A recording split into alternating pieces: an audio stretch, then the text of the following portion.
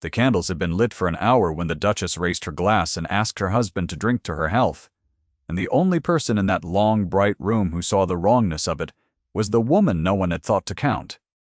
Marguerite stood where a hired companion was meant to stand, 3 steps behind the Duchess's chair, in the gap between the firelight and the cold of the tall windows, and she watched the footman carry the wine. She had spent her girlhood among bottles and stoppered jars, and her eye had been trained by a careful old man to notice the things that did not belong. The decanter that came to the head of the table was not the decanter the butler had set out at the start of dinner. It was darker in the glass, and it had been carried up not by the under-butler, whose office it was, but by a quiet man in the Duchess's own livery, and the Duchess had turned in her chair to watch it poured with a brightness in her face that did not match the dull gray evening behind her. The Duke lifted the cup. He was a grave man who did not often smile, and he did not smile now. And he held the wine a moment in the candlelight as though something in the smell of it had reached him a half-second before his mind could name it. Marguerite's own breath stopped in her throat. She did not yet have a single fact she could have carried to a magistrate. She had a color, a carrier, a wife, too pleased.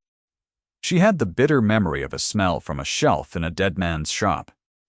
She had 3 steps of polished floor, and the length of one held breath, in which to decide whether a woman of no rank might lay her hand upon a duke's cup in front of 40 guests and call it ruin upon herself. She crossed the floor, and she took the cup from his hand. That was the spring of the year, the first warm week after a long, wet winter.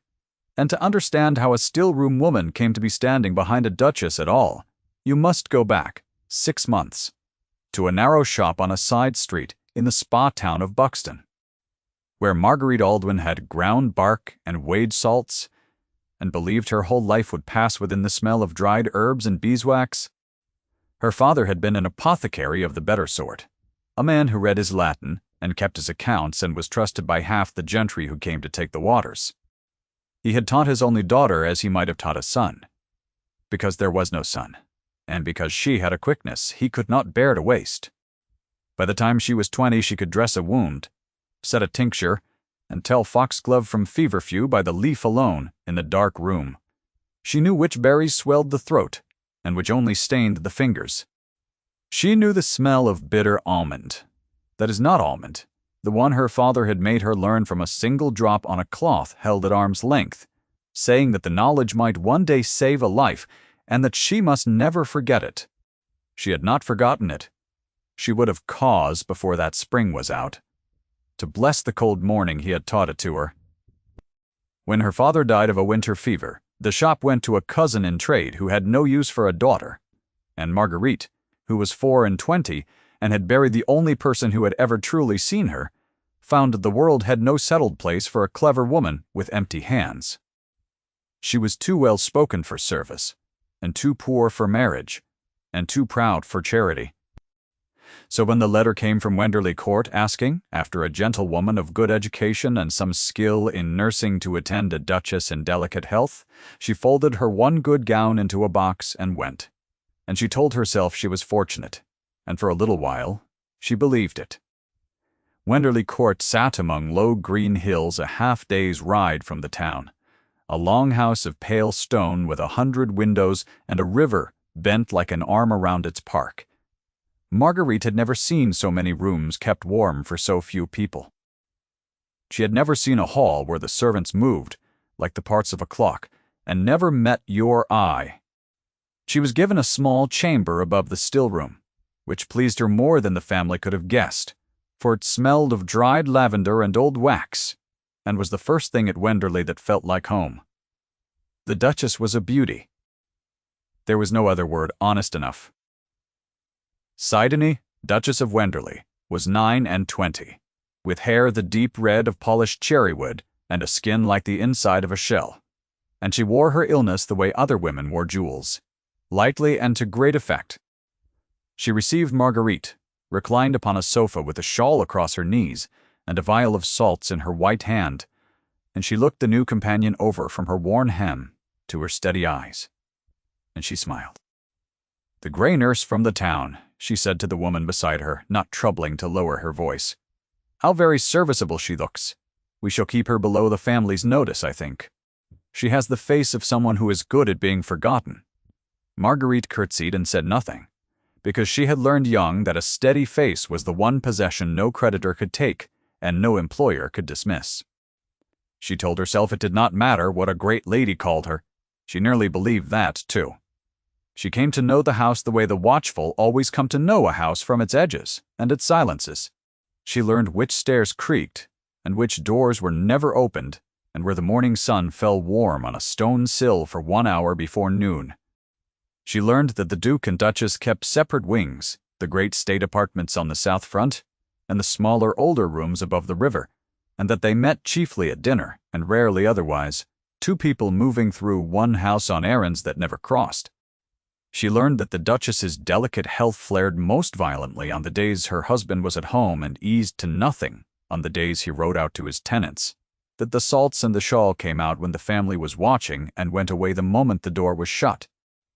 She learned that the great lady who could not lift a teacup before company danced a full half-hour in her dressing room one night, to a tune she hummed herself, light-footed and laughing, when she believed only her maid was by, and laughed in the corridor afterward, with a low, warm laugh that had nothing of sickness in it, and everything of a woman well pleased with a secret. Marguerite, passing with an armful of clean linen, had stood very still in the dark of the back stair until the laugh had gone away, and had carried what she heard up to her own room and told it to no living soul. A companion who saw too much was a companion soon sent back to the town without a character, and a character was the only fortune she had left. The Duke of Wenderley in those first weeks was to her only a tall shape, at the far end of a table, and a name the servants spoke, without warmth. Caspian was his given name, though no soul below the family would have dreamed of using it. He was 34, dark-haired, with a jaw like carved stone, and eyes the color of smoke, and the county had long ago decided he was a cold, proud man, for a silent grief and a haughty reserve wear very nearly the same face when one is only watching from across a ballroom. He had married the beautiful Sidonie 3 years before, in a match the whole world had called brilliant, and the whole world had not been in the carriage on the wedding journey, and could not have said how soon the brilliance had gone out of it. What Marguerite learned of him, she learned by accident. She learned that he sat alone in the long library, with the fire unlit, till the cold drove him to ring for coal. She learned that he was just to his people, and gentle with his horses, and could not be in a room with his wife above a quarter hour without the muscle in his jaw standing out like a cord. She learned, the way one learns the weather, that when he believed himself unwatched, the stillness in him looked less like coldness than like a man holding a door shut against a flood. She thought these things, and then she ground her powders and forgot them, because a companion who let herself look at a duke was a companion who would soon be looking for another place. The first wrongness was so small that only a trained eye could have caught it. It began at the breakfast table, where the Duchess took a particular tonic of her own, made up not by Marguerite, but by a man who came out from the town, a sleek physician named Dr. Inglefield, who attended her twice a week and called her his dear patient and was paid. Marguerite gathered, very handsomely indeed. The tonic stood in a blue bottle on the Duchess's tray. One morning Marguerite, reaching past it to steady a cup, caught the faint, dark sweetness rising off the stopper, and her whole body went cold before her mind had caught the reason. It was not the smell of any tonic she knew.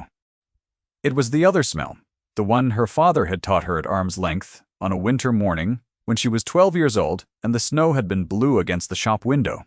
The bitter, false almond that means a thing no honest apothecary keeps on an open shelf. He had held the cloth a yard from her face and made her name it, and then made her name it again a week later, and again at the year's turn, until she could not have unlearned it if she tried. She drew her hand back from the blue bottle as though it had burned her. She told herself she was mistaken, that a frightened woman in a strange house smells poison in her own tea, that the morning was cold and her nerves were raw, and the stopper had only caught the scent of the marchpane on the breakfast tray. She picked the bottle up again, deliberately, and made herself breathe it once more. Slow and careful, the way her father had taught her, and her certainty did not go away. It deepened, and it sat in her stomach like a stone, and she set the bottle down exactly where it had stood, so that no one should know it had been moved. She watched, after that, with a care she did not show in her face. What she saw over the weeks that followed undid her certainty and built a worse one in its place. The Duchess never drank the blue tonic. Marguerite was sure of it. The vial was filled, and the vial was carried up, and the vial went down again half empty, and the Duchess's lips never touched it. Yet the great lady grew no better. She paled and trembled on cue. She let spoons fall and let her gaze wander to the high windows, as though something waited beyond them. And on the days the Duke dined at home, a heaviness came over him after the meat, a trembling in his hands by candlelight, a long gray sickness in the mornings that lifted strangely whenever business carried him away from his own table. Marguerite was not a stupid woman. She had been raised to read symptoms the way other women read letters, and she read these, and the reading froze her where she stood. The poison was real. The poison was patient. And it was not the wife who was being killed by degrees. She might have gone to a magistrate. She turned the thought over 100 times in her narrow bed above the still room, and put it down again each time because she had nothing a magistrate would hear. She had a smell on a stopper and a color in a glass, and the dislike of a companion for the great lady who employed her, and against that stood a duchess of beauty and rank, and a physician with letters after his name. A poor woman who accused a duchess of murder did not save anyone. She ended in the gutter or the madhouse, and the patient hand at the back of the house went on with its work. So Marguerite did the only thing she could. She watched, and she made a place for herself near the trays, and she waited to be sure. You may think a woman who knew so much would speak. Stay with me a little, and you will see why she could not, and why the cost of her silence very nearly came due in a single cup. She kept her counsel and her hands busy and her eyes down, and she learned the rooms of that great house, the way a swimmer learns a current, by where it pulled. She found her first ally where she had not looked for one. The Duke had a sister, Lady Cassandra, a brisk young widow of 26, who came to Wenderley in the early spring, and who, unlike everyone else in that house, looked the hired companion in the face and spoke to her as to a creature with a mind. Lady Cassandra loved her brother and distrusted his wife with a plainness that startled Marguerite, and she had come, she said one wet afternoon in the still room, because Caspian's last 3 letters had frightened her. He wrote like a sick man, she said, and he had never been sick a day in his life. She turned a dried sprig of rue in her gloved fingers and looked at Marguerite very steadily. "You are paid to watch my sister," she said. "Tell me what you have seen." Marguerite told her a little. Not the bitter almond, not yet. For she would not put a noose in another woman's hand on the strength of a smell. She told her that the Duchess's illness was a performance, that the Duke's was not, and that the difference between them was the most dangerous thing in the house. Lady Cassandra heard her out without once interrupting, which was itself a kind of trust, and at the end she said, "Only, then we are 2, and 2 is a beginning." The second ally found her. There was a footman named Tom Pattett, a broad, slow, honest young man, with hands like spades, and a face that could keep no secret, who had served the Duke since both of them were boys, and who had begun that spring to be troubled in a way he had not the words to name. He came to the still room one evening on a thin pretext, a cut across the back of his hand that hardly needed binding, and stood shifting his weight while Marguerite cleaned it. And at last, in the roundabout way of a frightened servant who is not sure he is allowed to speak, he said that he did not like the new man in the Duchess's livery. The quiet one, he called him.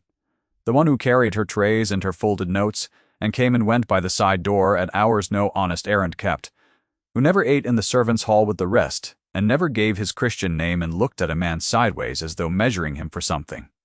Marguerite kept her eyes on the binding and asked him, very gently, where it was the quiet man went on his errands. "To the old dower house at Thornley," Tom said, "where there has been no one living these 10 years, and the shutters are nailed across, and twice now to the inn at the crossroads, where a gentleman of the army keeps a room and pays his shot late. He did not know the gentleman's name. He only knew that the Duchess's notes went there in a sealed cover, and that the quiet man came back from the crossroads smelling of brandy with a different set to his shoulders. Marguerite did not yet know the name either. She tied off the binding and pressed his rough hand once between her own and told him he had done right to speak. And when he had gone, she sat a long while in the dark of the still room, and added one more thread to the dark thing she was weaving in her mind, and did not like the shape it was taking. The threads drew together on a gray afternoon, when the Duchess, believing her companion gone to the town for thread and ribbon, did not trouble to send Marguerite away before her visitor came. Marguerite had returned early, and she was in the small closet off the morning room sorting linen, when the side door opened, and a man's boots crossed the floor, and a voice she had never heard spoke low and warm and easy. "It is taking too long," the man said. "Inglefield swears it cannot be hurried, that a slow death raises no question, but I have not got the patience of a saint, Sidonie, and I have not got the money either." "You have got me," the Duchess answered, and there was a laugh under it, the low laugh Marguerite had heard in the corridor. "When he is gone, the whole of Wenderley is mine to keep or to give, and I shall give it to you, Roderick, every acre and every penny, the moment the law lets a widow remarry. Be patient one season more. The thing must look like grief." Marguerite stood among the folded sheets and did not breathe. So that was the shape of it. A wife who wished to be a rich widow, a lover named Roderick who could not wait, a physician paid to call murder by the name of decline, and a duke being emptied of his life one quiet dinner at a time by the woman who shared his name and was killing him with the tonic she pretended to drink. She had her certainty. Now, she had everything but the one thing that would matter, which was proof a court would credit, and she understood, standing in the cold closet with her heart loud in her ears, that the patient hand had only to keep its patience, and there would be no court at all, only a funeral and a beautiful widow in black. She carried what she had heard to Lady Cassandra that night, and the two women sat late over a single candle and made their plan.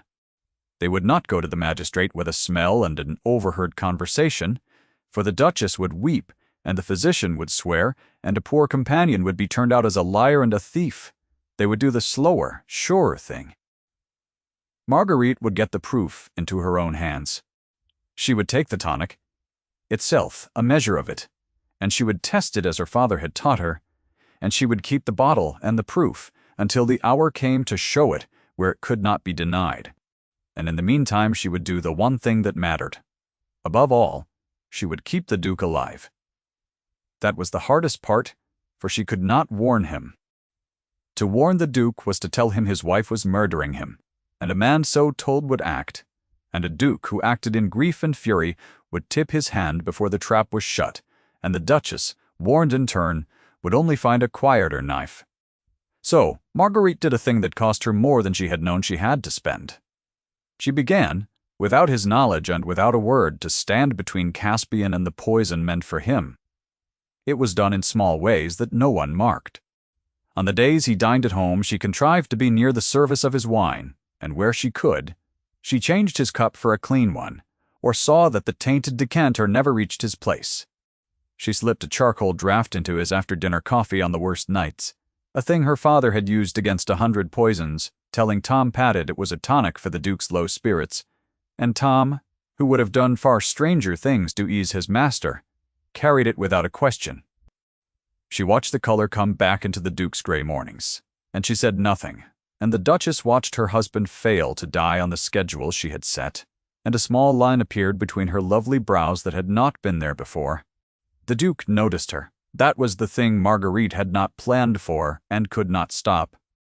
A man being quietly saved cannot say how he knows it, but his body knows, and Caspian's body had begun to turn toward the steady gray presence at the edge of his rooms, the way a cold man turns toward a fire he cannot see. He began to speak to her, small things at first, a question about a tisane, a remark on the weather, the name of a book left open on the library table. She answered briefly and correctly, and kept her eyes down.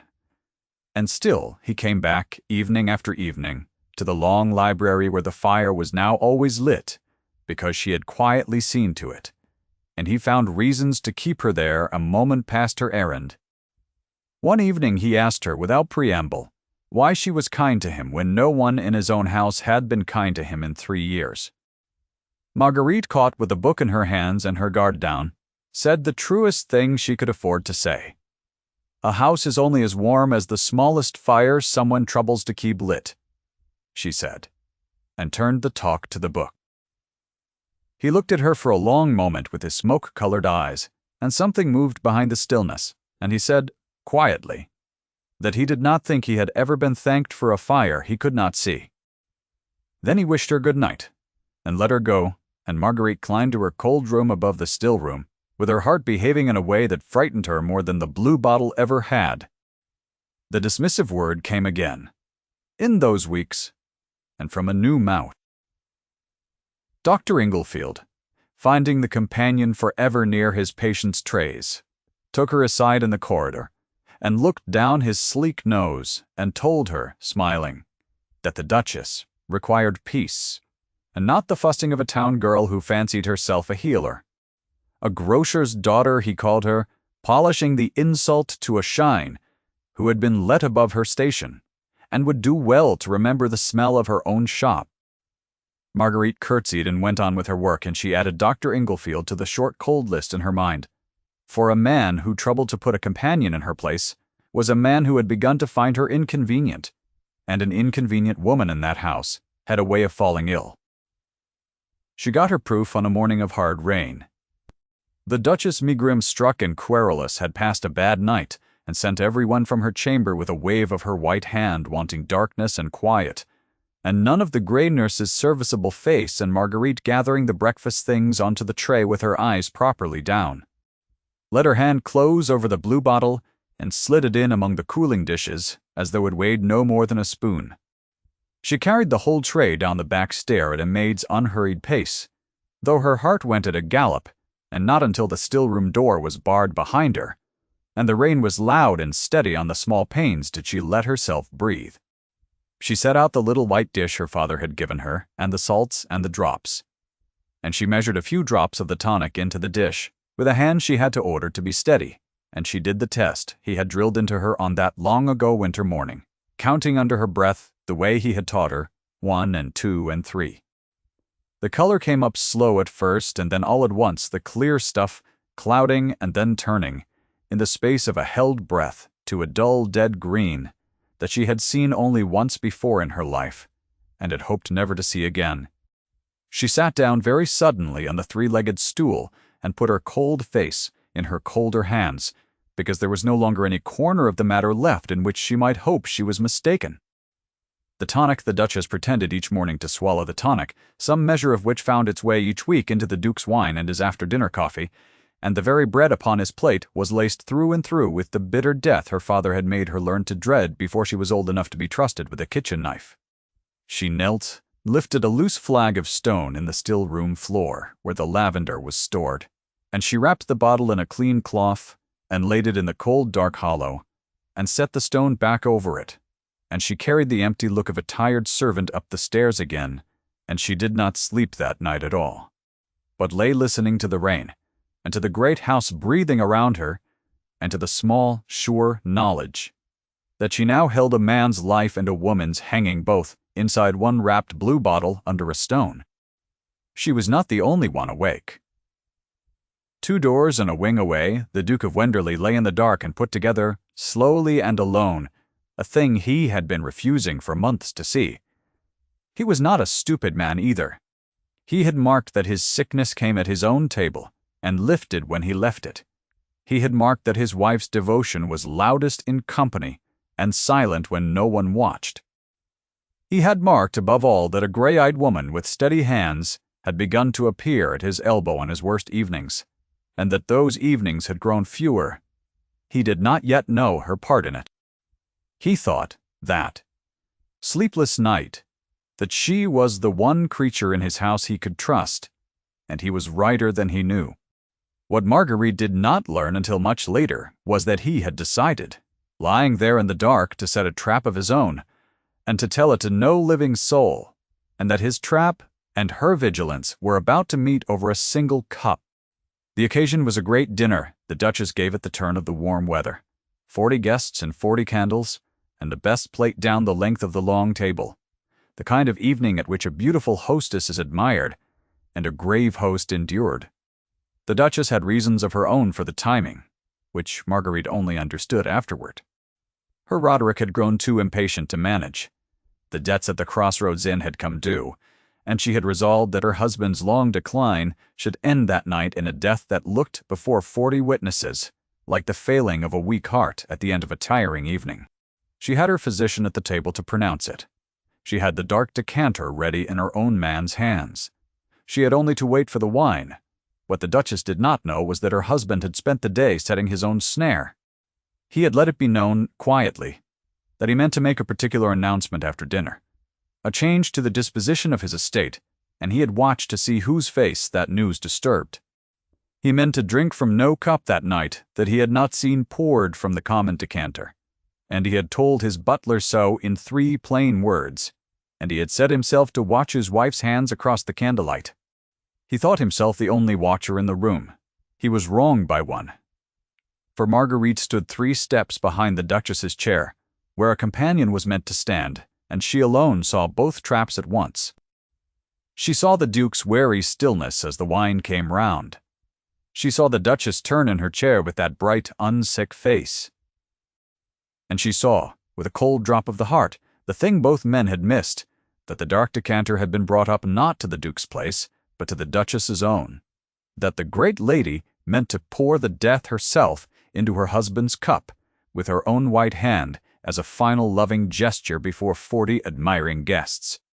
So that no servant could ever be blamed and no decanter ever traced. She watched the Duchess lift the glass and ask her husband sweetly to drink to her recovered health. She watched the Duke, who had guarded against a tainted decanter at his own elbow, and not against his wife's own hand, take the cup to be courteous before his guests. And she understood that the whole long patient horror was about to be finished, in the time it took a thirsty man to swallow. She had 3 steps and 1 breath. She crossed the floor in them. She took the cup from the Duke's hand before it reached his lips, and into the ringing silence that followed, with every powdered head along that table turned toward her in outrage, she did not scream, and she did not accuse. She set the cup down out of his reach, and she lifted her chin, and she said, in a voice that did not shake, "This wine is not fit to drink, Your Grace, and I can prove it within the hour." The Duchess was on her feet at once, her beauty gone white and sharp. "The insolent creature is mad," she cried, "the fussing town girl, the grocer's daughter who has fancied herself above her station from the day she came." And she turned to her physician, who rose smoothly to confirm that the companion was a hysteric long given to delusions and ought to be removed before she disturbed the company further. The table murmured a footman moved toward Marguerite. For one long moment the whole arena of 40 faces tipped toward the beautiful liar, and away from the grey woman with the cup. And Marguerite felt the old current pulling, the one that always pulled the poor and the plain down and away into the dark where no one looked. Then the Duke of Wenderley stood up. He did not raise his voice. He had never in his life needed to. He looked once at his wife, white and shrill at the foot of the table, and once at the physician on his feet, and once, longest, at the grey-eyed woman who had crossed his floor to take poison out of his hand in front of the county. "Let her prove it," he said the words, level and carrying to every corner of the still room. "No one leaves this table until she has." What followed, Marguerite did, afterward in a daze. Her hands moving with a steadiness. Her heart did not share. She sent Tom Padded running for the blue bottle she had hidden, and for the little dish, and the salts from the still room. She poured a measure of the wine from the cup, and a measure of the Duchess's tonic side by side, before the whole table, and she did the same slow test she had done alone in the still room a fortnight before. The test an old man had once drilled into a watchful girl in a shop in Buxton, and the color turned the same in both. The cold blue going to the dull dead green. That means one thing and one thing only. to anyone who has ever ground a powder for a living. She did not have to say the word. The smell did it for her, the bitter, false almond rising into the candlelight, and along the table the faces that had tipped toward the Duchess tipped slowly, terribly, back. The Duchess broke then, as such women break, not with confession, but with fragments. She said it was a lie. She said the girl had brought the poison herself. She said the bottle was not hers, that she had never seen it, that her husband had set the whole scene to be rid of her. And the more she said, the worse it grew, for her physician had already begun to edge toward the door and was stopped there by 2 of the Duke's men, and a letter was found in the doctor's own coat when the magistrate came, that named a Captain Roderick Vaughan, and a sum of money and a date by which a certain business was to be concluded.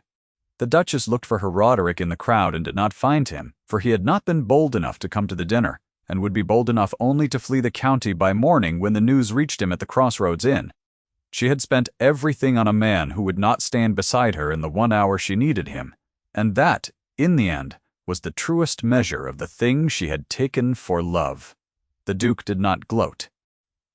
That was the thing Marguerite remembered longest about that night, that in the moment of his deliverance he showed not a flicker of triumph.